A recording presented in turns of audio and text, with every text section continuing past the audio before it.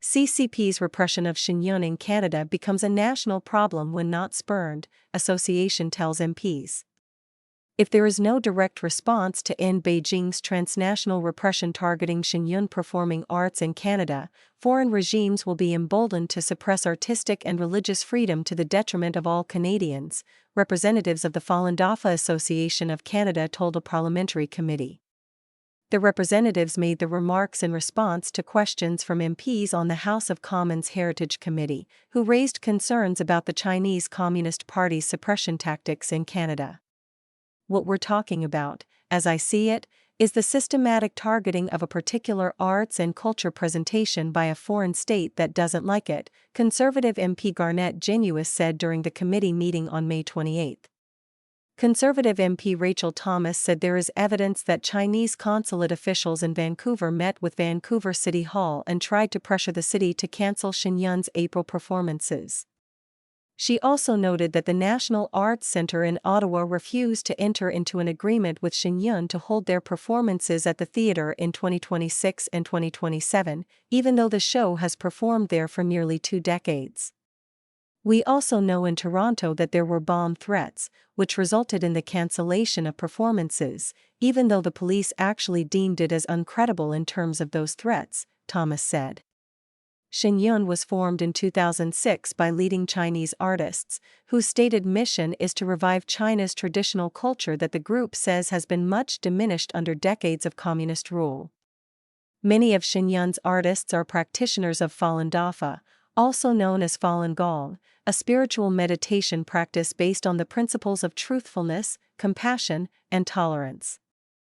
Falun Dafa was the fastest-growing spiritual group in China in the early 1990s, practiced by between 70 million and 100 million people by government estimates.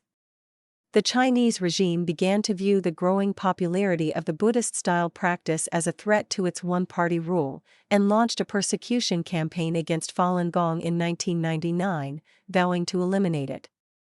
Falun Dafa Association spokesperson Joel Chipker told MPs that Shen has toured around the world and to theaters across Canada for 20 years, but the CCP, under Chinese leader Xi Jinping's direct orders, has escalated a global campaign in recent years to stop the show through diplomatic pressure, 150 hoax bomb threats worldwide, and baseless lawsuits. Leaked documents from the Chinese regime have also revealed a disinformation campaign using Western media and social media against Shen and Falun Dafa, he added. Chipker said the CCP seeks to suppress Shen because, through its shows, the performing arts company brings awareness to the beauty of true, traditional Chinese culture before communism, and sheds light on the human rights issues happening in China today under the CCP's rule. They want to hide the crimes against humanity that they've been responsible for the past 27 years, he said, adding that there have been 20 hoax bomb and death threats in Canada alone over the past 2 years, targeting Shen hosting theaters, Parliament Hill, and politicians. Chipker said that if democracy, free speech and belief, and artistic expression are put on the back burner to please China for trade, we're losing our country. He added that while Shen may be the current target, other Canadian artists could face similar interference in the future if the CCP's efforts are left unchecked, including musicians, writers, or performers who express support for democracy in China or criticize communism. Unequivocal condemnation. Genuis introduced a motion calling on the committee to report to the House of Commons its unequivocal condemnation of interference by the CCP in Canada, citing the regime's targeting of Falun Dafa practitioners and Shen performances.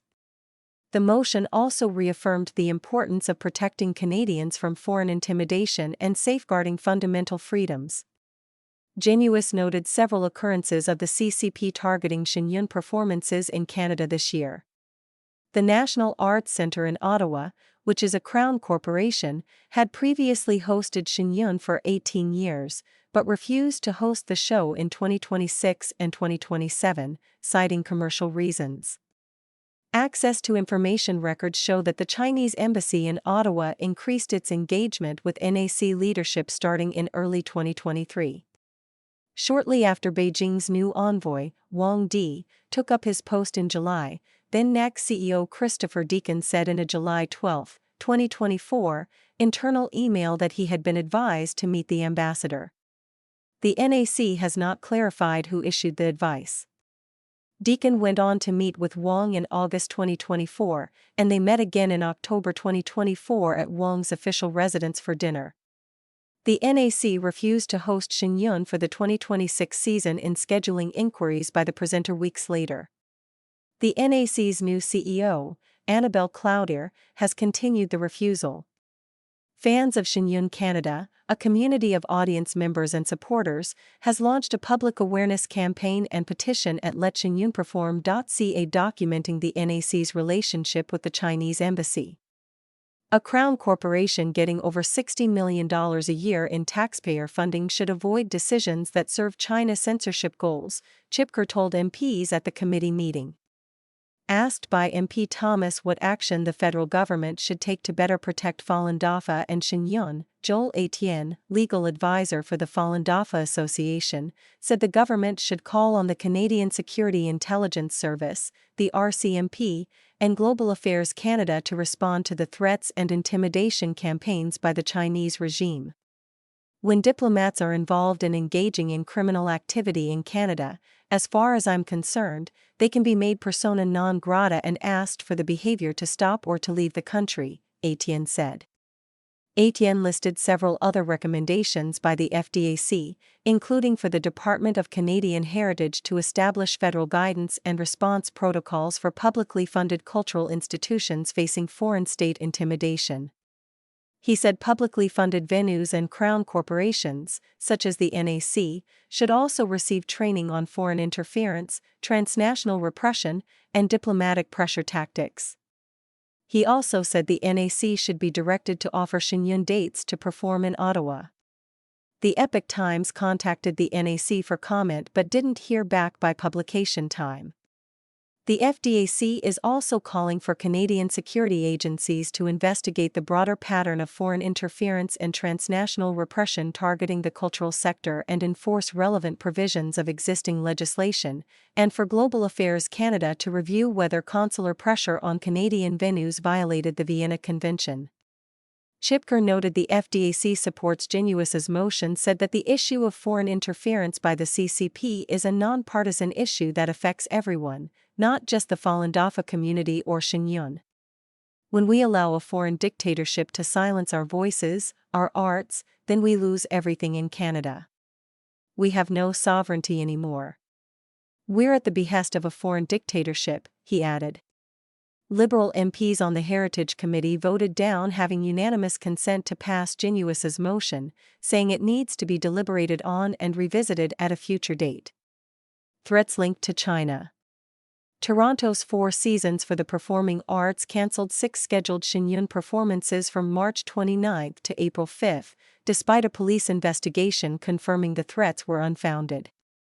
The theatre agreed earlier this month to host rescheduled shows following repeated requests from the show's local presenter, the Falun Dafa Association of Canada.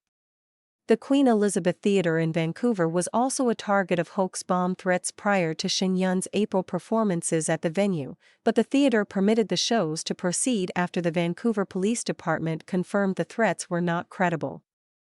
The VPD's cybercrime unit determined the phone number associated with the email account from which the threats were sent is based in China, and the same email account also sent the threats to the Toronto theatre. Meanwhile, officials from the Chinese consulate in Vancouver met with a City Hall official in April to pressure the city to not allow Shen Yun to perform at the Queen Elizabeth Theatre, which is owned by the City of Vancouver, according to a May 4 Global News report. Conservative MP Kevin Wan noted that just 13 months ago, Prime Minister Mark Carney referred to China as the biggest security threat to Canada, but now Ottawa is expanding trade with China and allowing Chinese electric vehicles into the country at base-level tariffs after signing several agreements with Beijing in January. The committee meeting came on the same day Chinese Foreign Affairs Minister Wang Yi is set to meet with Canadian Foreign Affairs Minister Anita Anand.